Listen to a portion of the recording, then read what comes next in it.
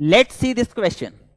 इस क्वेश्चन को अगर देखें तो बोला है given below are two statements, दो स्टेटमेंट्स दिए गए हैं। पहला स्टेटमेंट है कि ये कोई कंपाउंड बना है, वो बताया कि ये ऑप्टिकली एक्टिव है, ठीक है।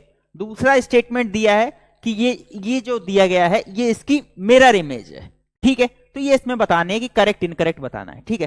तो इस क्वेश्चन में जो हम लोगों का कॉन्सेप्ट यूज होगा वो यूज होगा ऑप्टिकल एक्टिविटी का, ऑप्टिकल एक्टिविटी,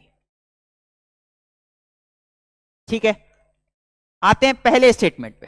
पहला स्टेटमेंट बताया है कि ऑप्टिकली एक्टिव है। अब अगर ऑप्टिकली एक्टिव है तो इसके केस में क्या है, कायरल सेंटर होना चाहिए। तो अगर कायरल सेंटर हम इसके केस में अगर हम लोग ढूंढें तो अगर इस सेंटर कार्बन की अगर बात करें तो यहां पर क्या है, चारों ग्रुप डिफरेंट लगे हुए हैं। कैसे लगे हुए हैं, ये अगर एल्कीन बात करें तो ये कैसी है, सिस है, और इसकी बात करें अगर तो ये कैसी है, ट्रांस है, ठीक है। एक NO2 अबव द प्लेन लगा, हाइड्रोजन बिलो द प्लेन लगा, तो ये कैसा हो गया, ऑप्टिकली एक्टिव हुआ। क्यों, क्योंकि इसके केस में कायरल सेंटर है। तो मतलब पहला स्टेटमेंट तो सही लिखा हुआ है।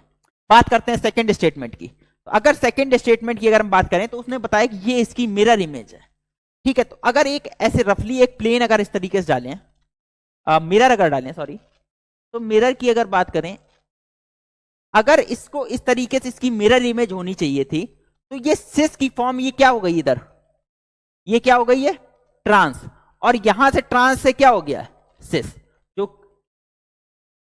कि मिरर इमेज में तो नहीं हो सकता। मिरर इमेज में क्या है, सिस का सिस ही रहेगा और ट्रांस का ट्रांस ही रहेगा।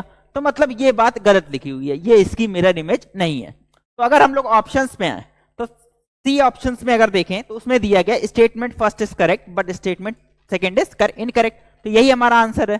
तो C will be the correct answer for this question.